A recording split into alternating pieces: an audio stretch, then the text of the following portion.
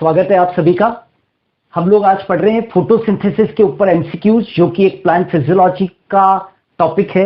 ये पार्ट 4 है। इससे पहले मैंने प्लांट फिजियोलॉजी के 3 वीडियोस और अपलोड कर रखे हैं, उन्हें भी आप देखिए। सारे के सारे क्वेश्चंस जो हैं वो एग्जामिनेशन पॉइंट ऑफ व्यू से बहुत इंपॉर्टेंट है। सबसे पहला क्वेश्चन स्टार्ट करते हैं आज। साइक्लिक फोटोफॉस्फोरिलेशन से बनते हैं। जैसा कि हम लोग जानते हैं, साइक्लिक फोटोफॉस्फोरिलेशन को हिंदी में कहते हैं प्रकाश फॉस्फोरिलीकरण की अभिक्रिया, चक्रीय प्रकाश फॉस्फोरिलीकरण की अभिक्रिया।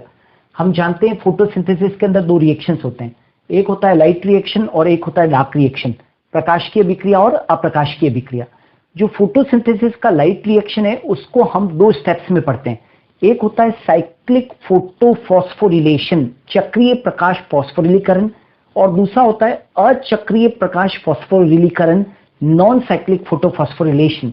जब भी हम लोग क्लास में पढ़ाते हैं तो ये पढ़ाते हैं कि चक्रीय प्रकाश फॉस्फोरिलीकरण के अंदर एटीपी बनते हैं, साइक्लिक फोटोफॉस्फोरिलेशन में एटीपी बनते हैं। और कितने एटीपी बनते हैं? 2 एटीपीज बनते हैं। जबकि नॉन साइक्लिक फोटोफॉस्फोरिलेशन, मैं आपको यहां पर बता दूं क्वेश्चन नंबर 1 के अंदर, सीपीपी मतलब चक्रीय प्रकाश फॉस्फोरिलीकरण, साइक्लिक फोटोफॉस्फोरिलेशन में 2 मॉलिक्यूल्स ऑफ क्या बनते हैं? एटीपी बनते हैं।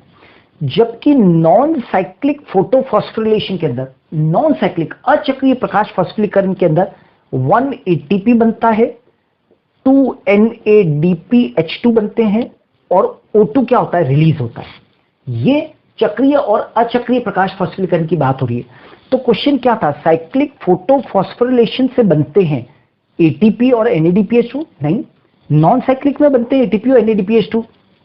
एटीपी, NADPH2 और O2, एटीपी, NADPH2 और O2 तो नॉन साइक्लिक फोटोफॉस्फोरिलेशन में बनते हैं।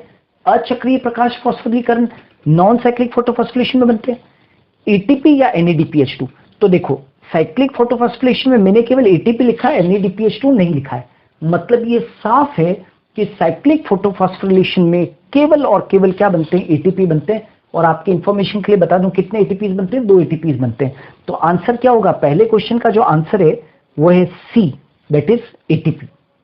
अब आ जाते हैं, किसके प्रकाश संश्लेषण में CO2 के स्थिरीकरण से प्रथम स्थायी उत्पाद PGA प्राप्त होता है? देखो, मैं आपको बता दूं कि PGA फर्स्ट स्टेबल प्रोडक्ट किसका है? C3 साइकिल, जो कि C4 प्लांट्स में दैट इज C3 साइकिल जो कि C3 प्लांट्स में चलती है, राइट, जिसको कि हम बोलते हैं केल्विन बेंसन साइकिल। इसको केल्विन बेंसन साइकिल भी कहते हैं। और इस साइकिल का जो फर्स्ट स्टेबल प्रोडक्ट है, फर्स्ट स्टेबल प्रोडक्ट, उसका नाम क्या है? PGA। PGA को हम बोलते हैं फॉस्फोग्लिसरिक एसिड, फॉस्फोग्लिसरिक एसिड। ठीक है, ये फर्स्ट स्टेबल प्रोडक्ट है किसका? That is known as the C3 cycle का। तो ये पूछा था किसके प्रकाश संश्लेषण में CO2 के स्थिरीकरण से प्रथम स्थायी उत्पाद PGA प्राप्त हुआ था। तो कैसे बनता है PGA? कैसे बनता है? तो देखो, that is known as the RUBP, ribulose 1,5 diphosphate या biphosphate plus CO2 in the presence of RUBP carboxylase enzyme. क्या बनता है? PGA बनता है, फॉस्फोग्लिसरिक एसिड बनता है। तो हम ये जानते हैं कि किसके प्रकाश संश्लेषण में CO2 के स्थिरीकरण से प्रथम स्थायी उत्पाद PGA बनता है। तो PGA जो है वो किसमें बनता है? C3 साइकिल में बनता है। और C3 साइकिल को किसने बताया था? केल्विन और बेंसन ने। तो केल्विन और बेंसन ने इस साइकिल को सबसे पहले जो नोटिस किया था वो किसमें? एल्गी में नोटिस किया था। और उन एल्गीज का नाम था जिनमें कि इसको नोटिस किया था क्लोरेला एंड सिंडेस्मस,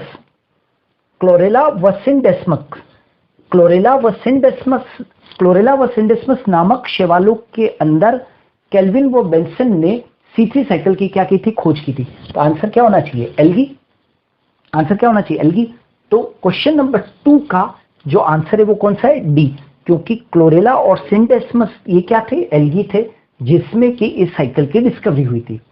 अब आ जाओ, that is known as the third question, C3 व C4 पादपों के बीच मुख्य अंतर किसके कारण है? तो देखो, C3 और C4 प्लांट्स का जो सबसे बड़ा डिफरेंस है वो ये है कि C3 प्लांट्स के अंदर फोटो रेस्पिरेशन होता है, यानी कि प्रकाश श्वसन होता है। ओके, और C4 प्लांट्स में फोटो रेस्पिरेशन नहीं होता है, क्योंकि C3 प्लांट्स में फोटो रेस्पिरेशन होता है, इसीलिए वो लेस एफिशिएंट प्लांट्स हैं। और C4 प्लांट्स के अंदर फोटो रेस्पिरेशन नहीं होता है, इसलिए वो मोर एफिशिएंट प्लांट है।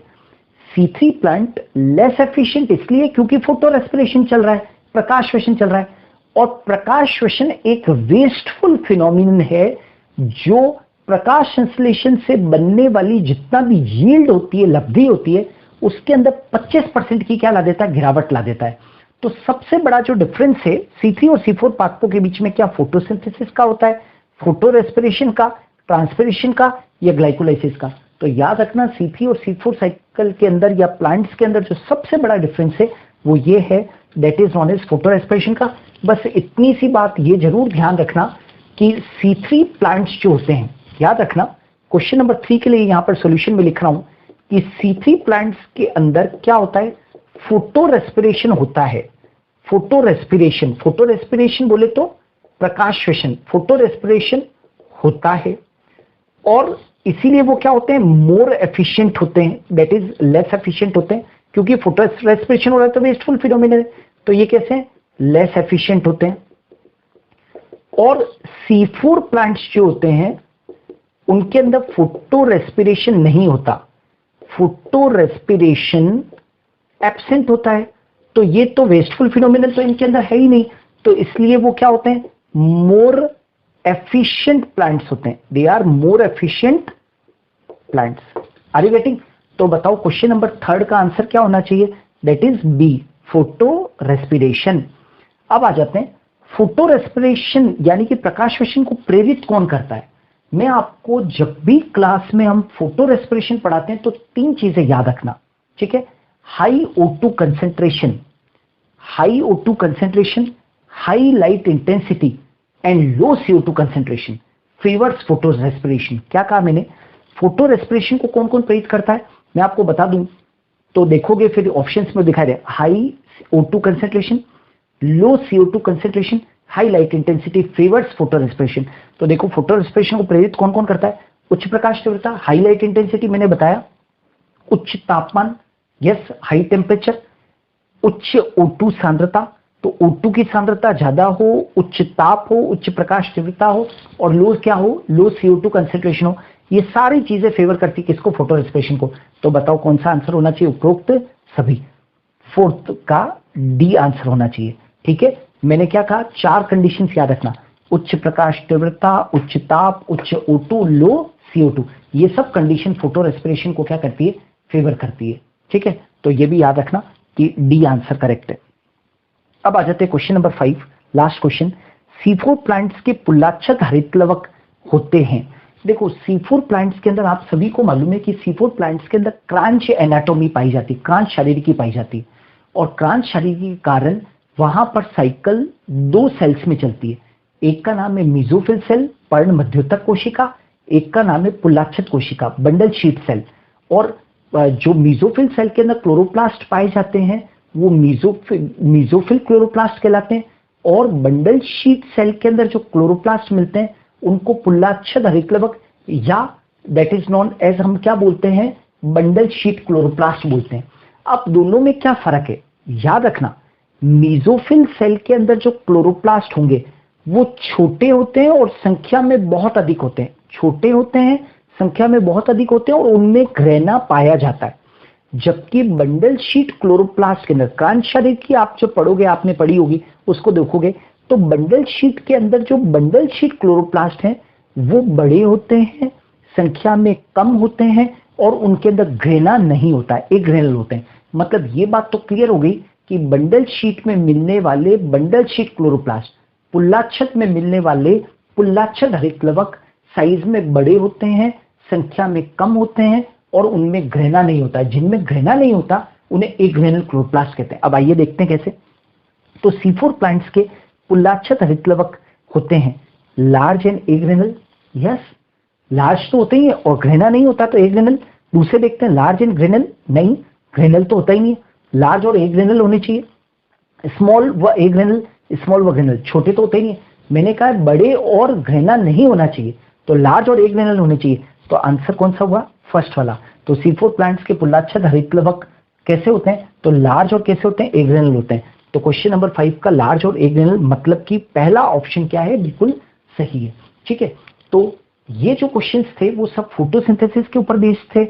एग्जामिनेशन पॉइंट ऑफ व्यू से बहुत बहुत इंपॉर्टेंट है, इन क्वेश्चंस को जरूर देखिए। मैं लगातार आपके लिए वीडियोस बना रहा हूँ, कोशिश कर रहा हूँ कि मैं ज्यादा से ज्यादा वीडियोस डालूं, थ्योरेटिकल वीडियोस भी और क्वेश्चन बेस्ड वीडियोस भी, एमसीक्यू बेस्ड वीडियो भी मैं डालूं।